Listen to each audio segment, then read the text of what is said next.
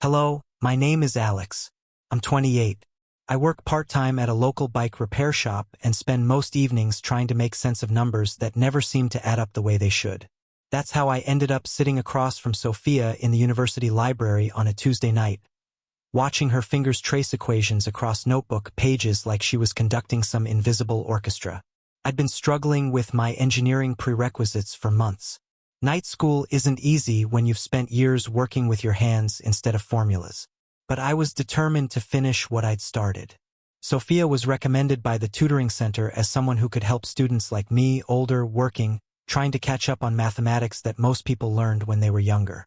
She was younger than me, maybe 20, with dark hair that fell in waves past her shoulders and eyes that seemed to see patterns everywhere. When she explained calculus, her whole face lit up like she was sharing secrets about the universe. I found myself watching her hands more than the equations. The way she'd pause mid-sentence to push her hair behind her ear, the slight furrow in her brow when she was thinking through a particularly complex problem. We'd been meeting twice a week, the sessions usually lasting a couple of hours, sometimes longer if I was particularly confused about something. Sophia never seemed to mind the extra time. She'd just order another coffee from the library cafe and settle back into her chair, ready to explain derivatives for the third or fourth time until something clicked in my brain. Tonight felt different from the beginning. Sophia seemed distracted, glancing around the library more than usual, her pen tapping against the table in irregular rhythms. We were working through integration problems, and normally she would have filled pages with examples by now. Instead, she kept starting equations and then erasing them, shaking her head like she was arguing with herself. "You seem somewhere else tonight," I said, setting down my pencil. "Everything okay?" She looked up at me, and for a moment, I saw something in her expression I hadn't seen before. Uncertainty, maybe, or anticipation. "Alex, can I ask you something about why you're doing this?" "Going back to school." I shrugged. I guess I got tired of feeling like I was missing something, like there was this whole world of knowledge I'd never explored. But engineering specifically, why engineering? I thought about it and I like building things, fixing things, but I want to understand why they work, not just how to make them work. Does that make sense? Sophia nodded slowly, her fingers still playing with her pen. "It does, more than you might think." She was quiet for a long moment, staring at the open textbook between us. Then she did something she'd never done before. She closed the notebook we'd been working in, set it aside, and looked directly at me. "What I'm about to show you isn't written here," she said, gesturing toward the textbook. I felt something shift in the air between us, like when you're working on an engine and suddenly realize you've been approaching the problem from the wrong angle entirely. "What do you mean?" Sophia pulled out her phone and opened what looked like a design application. The screen filled with intricate geometric patterns that seemed to move and breathe as she scrolled through them. "I'm not just a math tutor," she said quietly. "I mean, I am, but that's not all I do." The patterns on her screen were mesmerizing. Fractals that spiraled into infinity, mathematical curves that somehow formed shapes that looked almost organic, like leaves or shells or the grain in wood. "These are beautiful," I said. "Did you create them?" "I've been working on them for years. It started as part of my graduate research in applied mathematics, but it became something more, something I couldn't explain in any paper or thesis." She swiped to a new image. This one showed what looked like architectural blueprints, but unlike any building plans I'd ever seen. The structures seemed to flow and curve in impossible ways, following mathematical principles that created spaces that felt alive. "Sophia, what is this?" She took a deep breath. "Have you ever noticed how mathematics exists everywhere in nature? The spiral of a nautilus shell, the branching of trees, the way water flows around rocks." I nodded. Even in my limited understanding, I'd started to see patterns everywhere since beginning these tutoring sessions. Most people think math is abstract, separate from the real world. But it's not. It's the language the universe uses to build itself. And I think she paused, looking around the library again. I think we can use that language to build things that work with nature instead of against it. She showed me more images. Bridges that seemed to grow from the landscape like trees. Buildings that curved and twisted in ways that somehow looked perfectly natural. Wind turbines shaped like flower petals that moved with an organic grace. This is incredible, I said, and I meant it. But why are you showing me this? Why now? Sophia set her phone down and looked at me with an intensity that made my chest tighten. Because I've been watching you for weeks, Alex. The way you approach problems, the way you think about fixing things and building things. You don't just want to force solutions. You want to understand the underlying principles. I'm not sure I follow. Most engineers I know, they learn the formulas and apply them. It's mechanical, systematic. But you ask questions that go deeper. When we were talking about optimization problems, you asked why the math worked the way it did, not just how to solve the equations. I remembered that conversation. We'd been working on finding the minimum surface area for a given volume. And something about the elegance of the solution had fascinated me. It felt like there was something beautiful about it, I said, like the math was showing us something true about how the world works. Exactly. Sophia leaned forward, her eyes bright with excitement. That's what most people miss. They see mathematics as a tool, but it's more than that. It's a way of seeing, a way of understanding the patterns that connect everything. She picked up her phone again and showed me a video.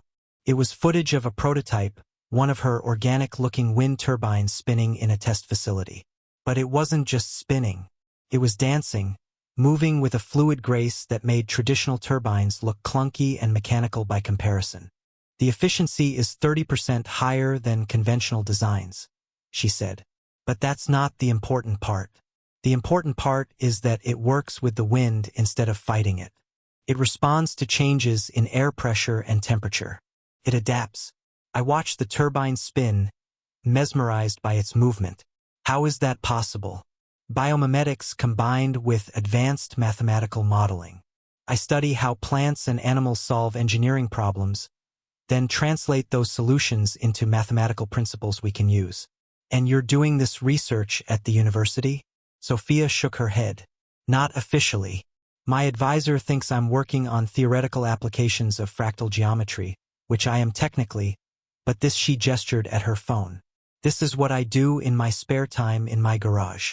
The library felt different now, like we were sitting in a bubble of possibility while the rest of the world continued its ordinary Tuesday evening around us. Students at other tables were still hunched over textbooks, still struggling with the same kinds of problems Sophia and I had been working on earlier. But something had shifted between us. Some invisible barrier had dissolved. Why are you telling me this? I asked again. Sophia was quiet for a moment, her fingers tracing patterns on the table surface. Because I think you might understand, and because I need help. What kind of help? The kind you're good at? Building things, testing things, making theoretical designs work in the real world. She looked up at me.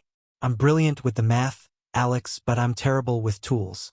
I can design a wind turbine that mimics the way of the hummingbird hovers, but I can't build a prototype that doesn't fall apart after 10 minutes.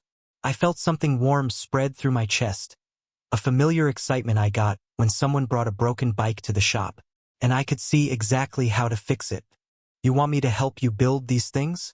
I want to show you something first. Tomorrow night, if you're free, my garage workshop. I want you to see what I've been working on, and then you can decide if you think I'm completely crazy or if maybe we could work together. The way she said work together made my pulse quicken. Not just because of the projects she was describing, though those were fascinating enough. There was something in her voice, an intimacy that suggested she didn't share this part of herself with many people. I'm free tomorrow night, I said. Sophia smiled, and it was different from her usual tutoring smile. Warmer, more personal. Good. But Alex, this stays between us for now. The university wouldn't understand, and I'm not ready to explain it to anyone else yet. Of course. She gathered her things, sliding the phone back into her bag and closing the textbook we'd barely touched. We should probably do some actual calculus next week, she said with a laugh. I mean, you are paying me to help you pass your classes, right? The classes, suddenly my engineering prerequisites seemed less important than they had earlier. Sophia, can I ask you something? Sure. How long have you been working on this alone? She paused, her bag half-packed. Since I started graduate school. Maybe longer if I'm being honest. I think I've been seeing these patterns my whole life. I just didn't know what to do with him. That must have been lonely. It was. She looked at me with an expression I couldn't quite read. It is. We walked out of the library together, something we'd never done before. Usually, Sophia stayed longer to work on her own projects while I headed home to get some sleep before my early shift at the bike shop. Tonight, she walked with me across the campus quad, our footsteps echoing in the crisp air. "Alex," she said as we reached the parking lot. "Thank you for listening. For not thinking I'm crazy." "I don't think you're crazy. I think you're on to something incredible." She smiled again, that same warm smile that made me want to spend hours just talking with her. "We'll see. Tomorrow night might change her mind." I watched her drive away, her tail lights disappearing around the corner, and stood there for a long moment, thinking about mathematical patterns in organic architecture and the way Sophia's eyes had lit up when she talked about her work. Something had changed tonight, something that went beyond tutoring sessions in calculus problems. The next evening, I found myself driving through a residential neighborhood I'd never explored before, looking for Sophia's address. The houses were modest, mostly built decades ago with large lots and mature trees that created tunnels of shadow under the streetlights. Sophia's house was a small ranch-style home with a detached garage that looked like it had been modified. I could see lights spilling out from under the garage door and hear the hum of machinery from inside. I parked in the driveway and walked up to the front door, but before I could knock, the garage door began to rise. "Alex, over here," Sophia called from inside the garage. I walked over and stepped into what looked like a cross between a workshop and a laboratory. The space was larger than I had expected. Sophia had clearly knocked out some walls or expanded into the backyard. Workbenches lined the walls covered with tools I recognized and equipment I didn't. In the center of the space, several strange and beautiful objects caught the light. "Welcome to my secret laboratory," Sophia said, wiping her hands on a towel. She was wearing jeans and a t-shirt instead of her usual sweater, her hair pulled back in a ponytail. She looked younger, more relaxed, more herself. "Sophia, this is incredible." The objects in the center of the garage were like nothing I'd ever seen. One looked like a tree made of metal and glass, its branches reaching toward the ceiling in perfect mathematical spirals. Another resembled a flower, but as I got closer, I realized it was some kind of solar collector, its petals tracking an artificial light source with subtle organic movements. "These are prototypes," Sophia said, following my gaze. "Proof of concept models for larger installations." I walked over to the tree-like structure and examined it more closely. The branches were hollow tubes that seemed to be channeling something. Air maybe, or water. What does this one do? Air purification and oxygen generation. It's based on the way real trees process carbon dioxide, but optimized using mathematical models of fluid dynamics and gas exchange. Sophia joined me next to the structure. "The efficiency is incredible, but I can't get the materials right. The joints keep failing under pressure." I knelt down and looked at the base of the structure where several tubes came together in a complex junction. I could see the problem immediately. The connections were too rigid, fighting against the natural flex and movement of the system instead of accommodating it. "You need flexible joints here," I said, pointing to the stress points. "Something that can move with the system instead of against it. I've tried rubber gaskets, but they don't hold under pressure. What about a ball and socket design like a hip joint? It would give you the flexibility you need while maintaining structural integrity." Sophia stared at me for a moment, then grabbed a notebook from the nearest workbench and started sketching rapidly. Yes, that could work. The pressure would be distributed across the entire socket instead of concentrated at a single point. I watched her draw, her pencil moving in quick, confident strokes as she worked out the mechanical details. This was Sophia as I'd never seen her before. Not just explaining mathematics to a struggling student, but creating, building, solving problems in real time. I said, "I think I could fabricate something like this. I've got access to a machine shop through a friend who does custom motorcycle parts." Sophia looked up from her notebook, her eyes bright with excitement. "Really? You think you could make it work?" "I think we could make it work." That word we hung in the air between us for a moment. Sophia set down her pencil and looked at me with an expression that was part gratitude, part something deeper. Alex, I have to ask, why are you willing to do this? You barely know me. You're here to learn calculus, not to become my research partner. I thought about her question, looking around at the incredible things she'd created in this garage laboratory. Honestly, because this is the most interesting thing anyone's ever shown me, and because I think you're right. I think mathematics really is the language the universe uses to build itself. I want to learn that language, and because you've been working alone for years and nobody should have to do work this important by themselves. Sophia was quiet for a long moment, her fingers playing with the pencil she'd set down. There's something else I need to tell you, she said finally. What is it? Sophia walked over to a workbench in the corner of the garage and picked up a folder thick with papers. Remember, I told you my advisor thinks I'm working on theoretical applications of fractal geometry? Yeah. Well, I am, but I'm also supposed to be writing my dissertation. It's due soon. She opened the folder and showed me pages covered with equations and diagrams that look far more complex than anything we'd worked on in our tutoring sessions. This is what I'm supposed to be focusing on. Pure mathematics, abstract theory with no practical applications. I looked at the pages, understanding maybe one symbol in 10.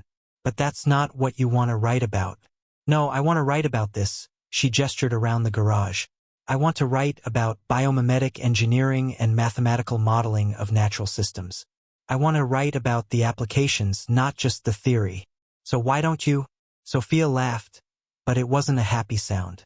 Because my advisor, Dr. Harrison, thinks applied mathematics is beneath serious academic consideration. He thinks I'm wasting my talent on engineering problems instead of pursuing pure mathematical research. That's ridiculous. Is it? Maybe he's right. Maybe I am wasting my time building these prototypes when I should be focusing on advancing mathematical theory.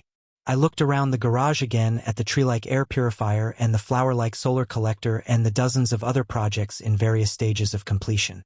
Sophia, this isn't a waste of time. This is the future. You really think so? I know. So, look, I'm not a mathematician or an engineer yet, but I know good work when I see it, and I know that the world needs solutions like these. Sophia set the folder down and leaned against the workbench. The problem is I can't do both. I don't have time to finish my dissertation and continue this research and build working prototypes. Something has to give. What if you didn't have to choose? What do you mean? I was thinking out loud now, the way I did when I was troubleshooting a particularly complex repair. What if your dissertation was about this work?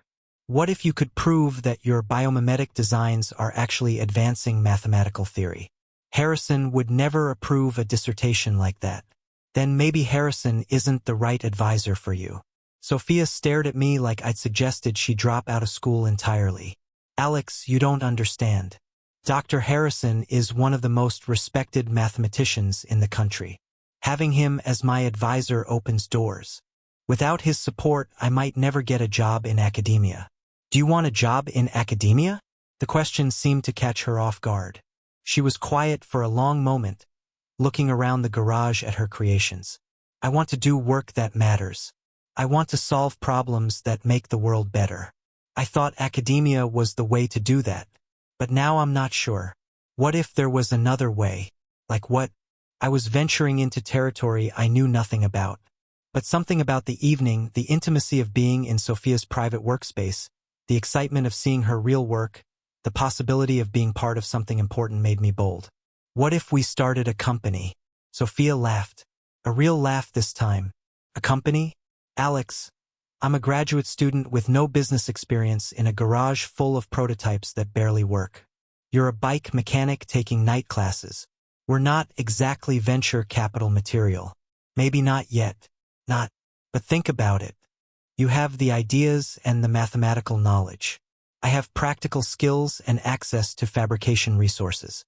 Between us, we could probably build working versions of these designs. And then what? Sell them out of my garage? Why not? At least at first. Look, I don't know anything about starting a business, but I know there are people out there who would pay good money for technology like this. Environmental groups, green energy companies, research institutions. Sophia picked up the pencil again and started drawing abstract patterns on the edge of her notebook. It's crazy, she said. Maybe, But is it crazier than spending the rest of your life writing papers about abstract mathematical theory that nobody will ever read? She looked up at me and I could see her mind working, weighing possibilities and risks. You're serious about this? I'm serious about helping you build these things. Whether that's as a hobby, a side project, or eventually a business, I'm in. Why? It was a fair question, and I tried to give her an honest answer. Because for the first time since I went back to school, I feel like I understand what I'm supposed to be doing with my life.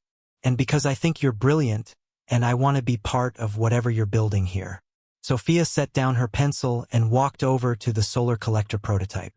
She touched one of its petals gently, and the whole structure responded by shifting slightly toward her hand, following the warmth like a real flower following the sun. I built this, she said quietly. It was the first time one of my designs actually worked the way I'd imagined. Watch it. I sat in this garage until late just watching it move, and I thought, this is it. This is what I'm supposed to be doing. What stopped you from pursuing it? Fear, I guess. Fear that I was wrong. That I was throwing away a safe academic career for something that might not work. Fear that I wasn't good enough to make it work on my own. You're not on your own anymore. She turned to look at me and something passed between us that went beyond collaboration or partnership. It was recognition. Maybe the sense that we'd found something in each other that we hadn't even known we were looking for. Alex, if we're going to do this, there are things you should know about me. Like what? Like the fact that I'm completely obsessive when I'm working on something that interests me. I'll stay up for days straight if I'm onto something and I'll forget to eat or sleep or return phone calls. That doesn't sound so bad. And I'm terrible at explaining my ideas to people who aren't mathematically trained. I get impatient when people don't understand things that seem obvious to me. You've been pretty patient with me during our tutoring sessions. That's different. Teaching calculus is straightforward. This, she gestured around the garage. This is trying to explain why I think of a wind turbine should look like a hummingbird wing or why a building should grow from the ground like a tree. Most people think I'm crazy. I don't think you're crazy. You might want you spend more time with me. I walked over to where she was standing next to the solar collector. Sophia, I've spent years fixing things that other people thought were hopeless. Motorcycles that had been in accidents. Bicycles that had been left out in the rain for years. Engines that hadn't run in decades. I'm pretty good at seeing potential in things that other people have given up on. Is that what you think I am? Something broken that needs fixing? No.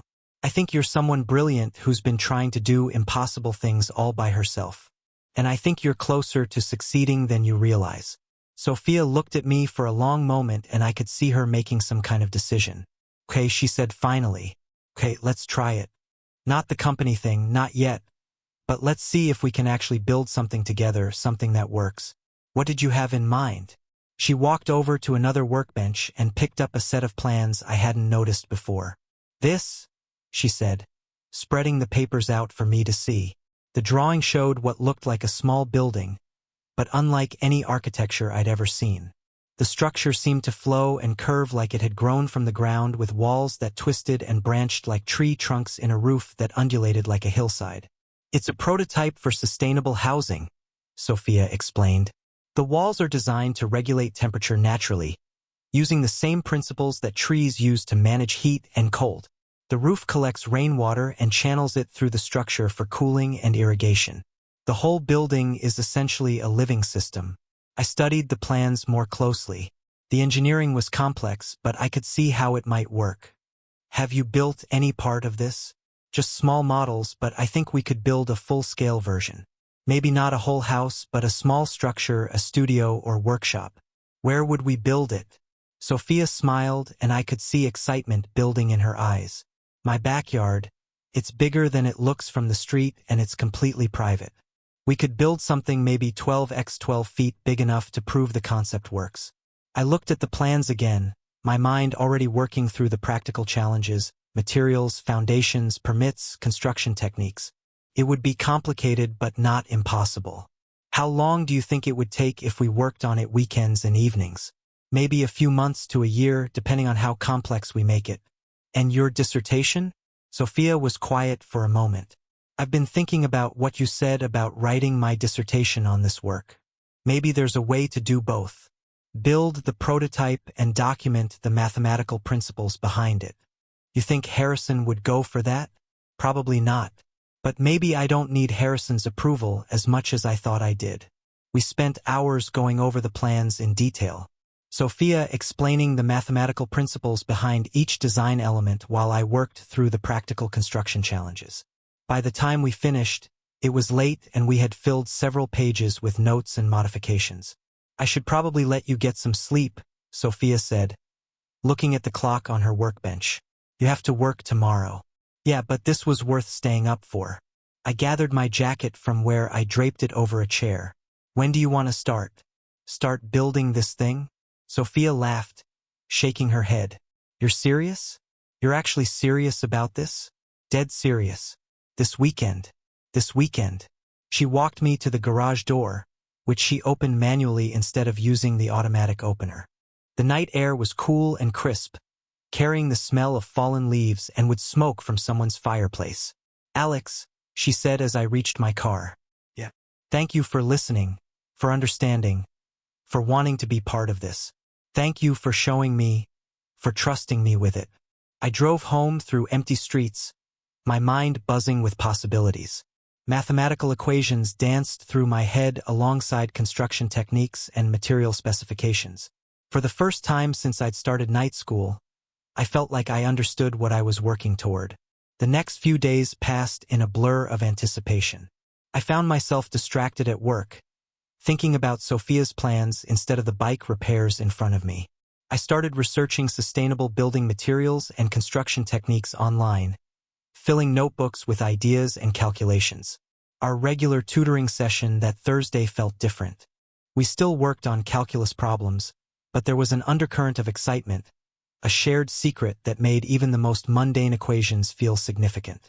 Sophia would explain a concept about optimization or integration, and I would suddenly see how it might apply to her building designs.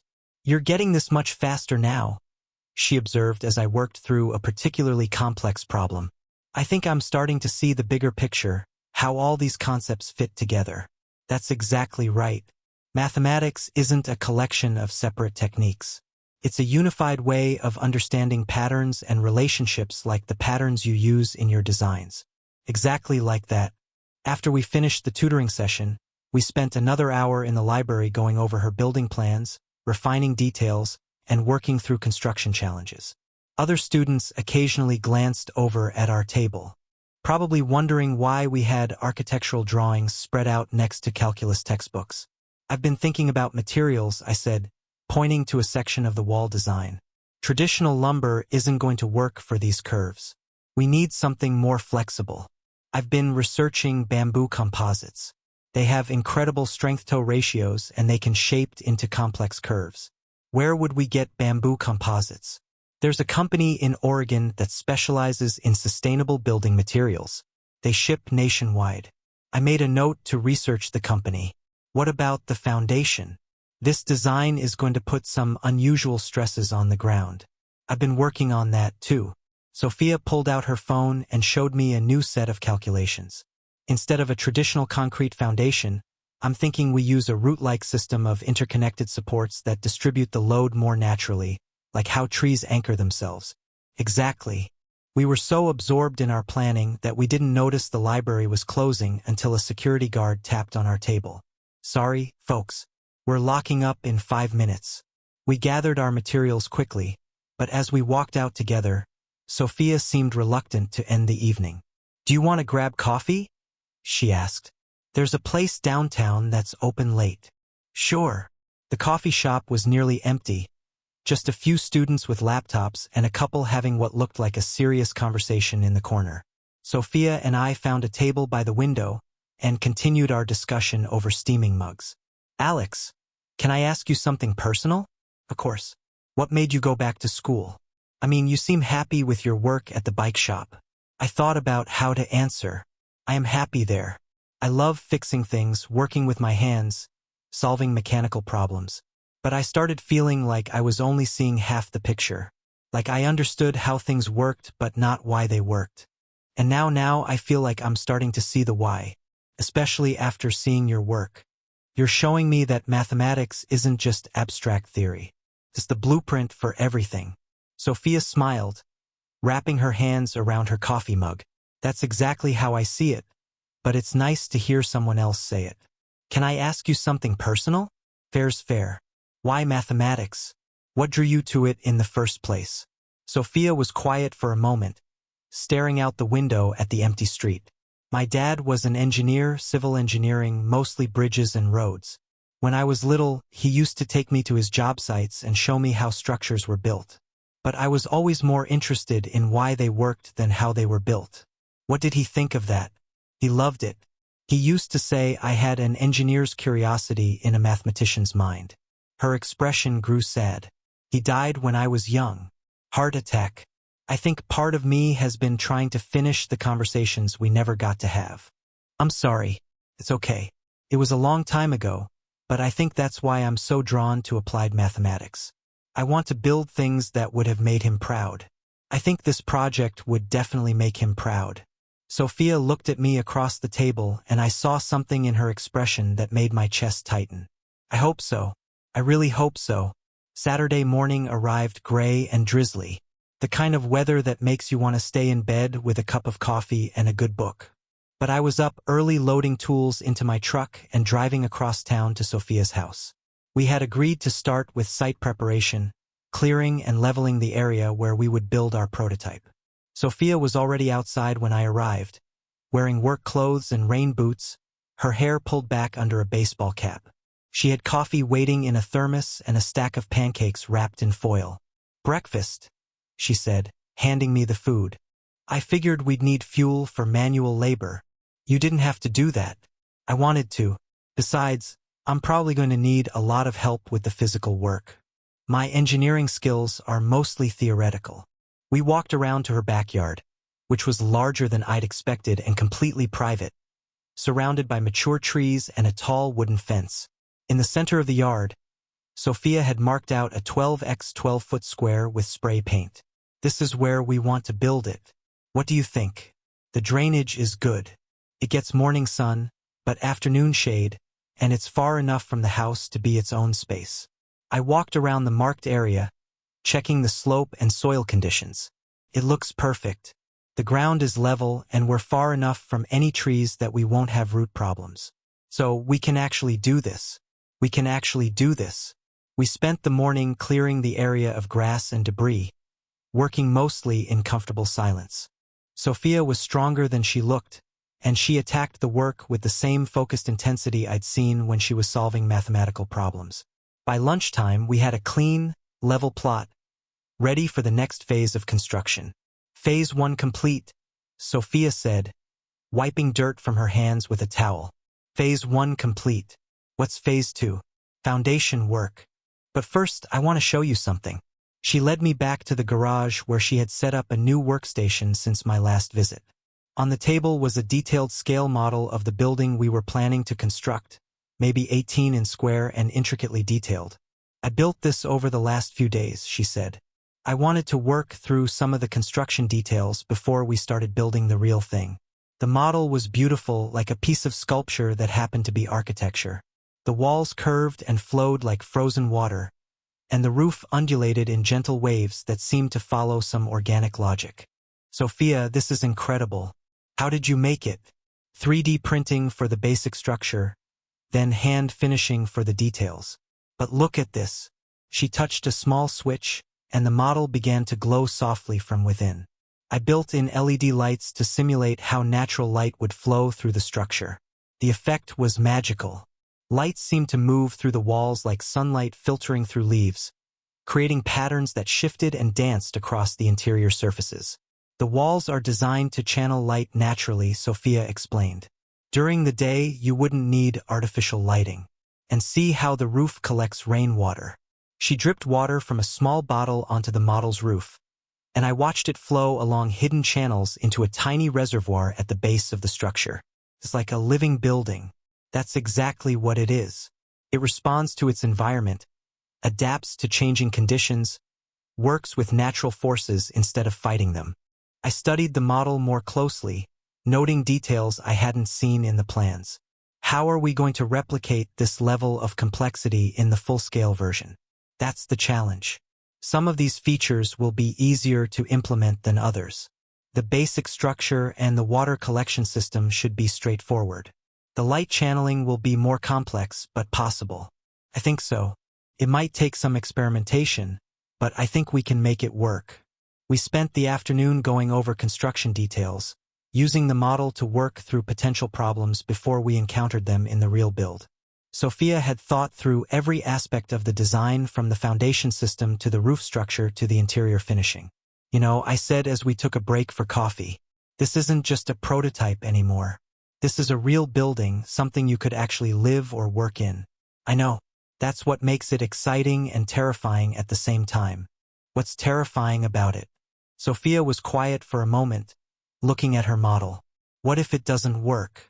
What if all these calculations and theories don't translate into a real structure that actually functions the way it's supposed to? Then we'll figure out what went wrong and fix it. That's how engineering works, right? You build something, test it, learn from it, and improve it. You make it sound so simple. Maybe it is simple. Maybe we're overthinking it. Sophia laughed. A mathematician and a mechanic walk into a backyard and build something amazing. She looked at me with an expression that was part gratitude, part something deeper. I really hope so, Alex. I really hope so. As evening approached and we prepared to call it a day, Sophia walked me out to my truck. The rain had stopped and the air smelled clean and fresh. Same time tomorrow, she asked. Wouldn't miss it. Alex? Yeah. Thank you for today, for all of this. I know I keep saying that, but I mean it. Having someone to share this with makes all the difference. Thank you for letting me be part of it. I drove home through the quiet streets, thinking about mathematical models and organic architecture in the way Sophia's eyes had lit up when she showed me her prototype. Something was building between us that went beyond the structure we were planning to construct. Something that felt as natural and inevitable as the mathematical patterns Sophia saw everywhere in the world around us. The next few weeks fell into a rhythm. Weekdays, I worked at the bike shop and attended classes. Thursday evenings, Sophia and I met for tutoring sessions that increasingly became planning sessions for our building project. Weekends, we worked in her backyard, slowly bringing her vision to life. The foundation work took longer than expected. Sophia's root-like support system required precision that challenged both of us, but gradually we developed techniques that worked. I learned to think like a mathematician, considering the elegant solutions that mathematics suggested. Sophia learned to think like a builder, understanding the practical constraints that theory had to accommodate. We had completed the foundation and begun work on the wall structure. The building was starting to take shape, and even in its incomplete state, it was clear that we were creating something extraordinary. The curves and flows that had looked so organic in Sophia's drawings were even more striking in 3 dimensions, creating spaces that felt alive and responsive. It's working, Sophia said one afternoon as we stepped back to admire our progress. It's actually working. Did you doubt it would every day? But look at it, Alex. Look what we built. I looked at our structure, still unfinished, but already beautiful, and felt a sense of accomplishment unlike anything I'd experienced before. This wasn't just construction. It was creation. The translation of mathematical vision into physical reality. We built it. I corrected her. We built it together. Sophia turned to look at me, and in her eyes I saw something that had been building between us for weeks. Something that had grown alongside our project but separate from it. Something that was about us, not just about the work we were doing together. Alex, she said quietly. Yeah. What I'm about to show you isn't written in any textbook either. And then she kissed me there in her backyard next to the impossible building we were creating together. And I understood that some of the most important discoveries can't be calculated or planned or engineered. Some things you just have to build with your hands and hope they're strong enough to last. In the dim glow of a university library, where the scent of coffee and old books lingers, Alex's story within Sophia unfolds like a fractal pattern, intricate, unexpected, and alive with possibility. A bike mechanic grappling with night school calculus, Alex meets Sophia, his tutor, whose passion for mathematics reveals a hidden world of biomimetic designs. When she shuts the notebook and says, What I'm about to show you isn't written here. She unveils her vision. Organic structures that dance with nature's rhythms. Their collaboration from late-night talks to building a living prototype in her backyard sparks a connection that transcends equations.